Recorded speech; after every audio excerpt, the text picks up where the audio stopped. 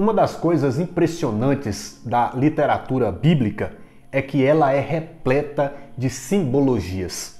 A escrita sagrada utiliza de figuras naturais para ilustrar, para se referir a realidades espirituais. Um exemplo disso é o fato da palavra de Deus ser chamada e comparada com uma espada. Efésios capítulo 6, versículo 17 vai dizer assim, quando o apóstolo Paulo está falando sobre a armadura do cristão: tomai enfim o capacete da salvação e a espada do Espírito, isto é, a palavra de Deus. E quando nós vamos para o livro do Apocalipse, lá no capítulo de número 1, quando o apóstolo João está dando detalhes da sua visão a respeito de Jesus Cristo ressuscitado e glorioso, ele escreve assim em Apocalipse capítulo 1, versículo 16: de sua boca saía uma espada afiada de 2 gumes. Aqui a espada, mais uma vez, representando a sua penetrante palavra. Apocalipse 2, versículo 12, volta a dizer: ao anjo da igreja de Pérgamo escreve: eis o que diz aquele que tem a espada afiada de 2 gumes. A espada é uma arma de combate. Foi mais comum, principalmente na antiguidade. E se quando abraçamos a fé, somos alistados no exército de Deus, então nós somos guerreiros e todo guerreiro deve ter a sua arma, deve ter a sua espada.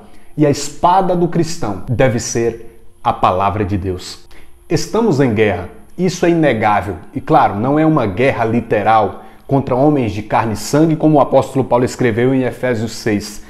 Nós estamos numa guerra espiritual e nós precisamos de uma armadura para lutarmos nessa guerra. O apóstolo Paulo também escreveu lá em Efésios 6. E um dos componentes dessa armadura, nós acabamos de citar, Efésios 6,17, é a espada, que é a palavra de Deus. É com ela que nós vamos nos defender dos ataques do inimigo, mas é com ela também que nós iremos atacar o inimigo. Então nós precisamos de conhecimento, estudo e prática da palavra de Deus. Lá em Mateus capítulo de número 4, a cada tentação de Satanás, Jesus respondia: está escrito, está escrito, está escrito.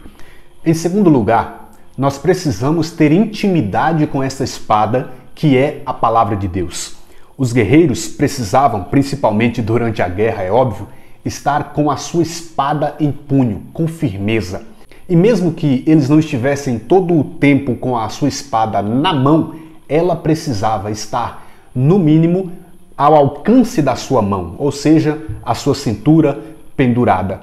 Então, nós precisamos entender com isso que é preciso nós termos proximidade com a palavra de Deus. E isso fala de intimidade. E no contexto natural, quanto mais treino, quanto mais uso da espada, mais o guerreiro tinha habilidade com a própria espada em mãos. Então nós precisamos trazer isso também para a realidade espiritual e reconhecermos que é necessário a prática da palavra de Deus. Tiago 1,22 vai dizer: não sedes apenas ouvintes da palavra de Deus, mas praticantes. Gosto de 2 Timóteo capítulo 2, versículo de número 15, quando o apóstolo Paulo está escrevendo ao seu filho na fé, Timóteo, está escrito: empenha-te em te apresentares diante de Deus como homem digno de aprovação, operário que não tem de que se envergonhar, íntegro e que maneja bem, em algumas traduções, a palavra da verdade. Nós precisamos ser esses que manejam bem a palavra de Deus, de tanta intimidade que nós precisamos ter com essa palavra.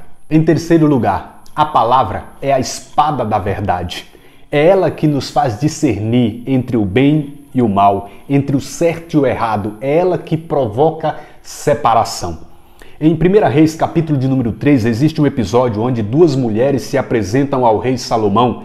E essas 2 mulheres moravam juntas, elas tiveram um filho no mesmo dia e uma delas começa a dizer que durante uma certa noite a outra mulher havia dormido em cima do filho e esse filho acabou morrendo. E ela diz: olha, durante a noite essa mulher pegou o seu filho morto, colocou ao meu lado e pegou o meu filho vivo e colocou perto de si. E só de manhã que ela havia percebido que o filho que estava ao seu lado não era de fato o seu filho. E quando ela diz isso, a outra começa a dizer: não, o filho que está vivo é o meu. E a outra diz novamente: não, o filho que está vivo é o meu. E diante daquela confusão, o rei Salomão sabiamente diz assim: trazei-me uma espada. trouxeram ao rei uma espada. Olha só. Cortai pelo meio o menino vivo, disse ele, e dai metade a uma e metade a outra.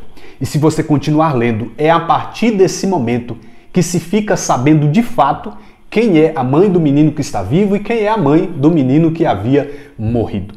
Esta espada que se traz aqui ao rei Salomão, ela prefigura a palavra de Deus, pois é diante da palavra de Deus que a verdade vem à tona, até porque a própria palavra é a verdade. João 17:17 é essa palavra que provoca a separação, que traz luz à escuridão, que nos faz entender entre o certo e o errado, que nos traz clareza. Hebreus capítulo 4, versículo de número 12, no texto em que diz que a palavra de Deus é mais penetrante que uma espada de dois gumes, diz que essa palavra, ela atinge até a divisão da alma e do corpo, das juntas e medulas, e discerne os pensamentos e intenções do coração, pois é a palavra da verdade.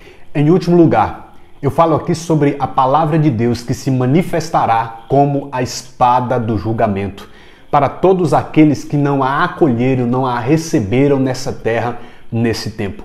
Jesus disse assim em João capítulo 12, versículo 48, quem me despreza e não recebe as minhas palavras, tem quem o julgue. A palavra que anunciei, essa julgará no último dia. O Senhor, como guerreiro vitorioso, irá combater e destruir todo o mal, irá destruir o inimigo, e todos aqueles que acompanharam o inimigo irão também sofrer a mesma consequência, irão para o mesmo destino. Em Deuteronômio capítulo 32, versículo 41, essas passagens do Antigo Testamento, também de forma simbólica, falando da espada do Senhor como símbolo do seu julgamento, diz assim: quando afiar a minha espada, diz o Senhor, reluzente, tomar a minha aljava, me vingarei dos meus inimigos e darei a paga aos que me odeiam. Em Apocalipse 2,16 está escrito assim: arrepende-te, pois, senão virei em breve a ti e combaterei contra eles com a espada da minha boca. Apocalipse capítulo 19, versículo de número 15. Mais uma vez está escrito: de sua boca sai uma espada afiada, para com ela ferir as nações pagãs, porque deve ele governá-las com cetro de ferro e pisar o lagar do vinho da ardente ira do dominador. Se acolhermos a palavra, ela será uma espada a combater por nós. Mas se virarmos as costas para a palavra de Deus, ela será uma espada contra nós. Essa é a poderosa palavra de Deus, a mais poderosa espada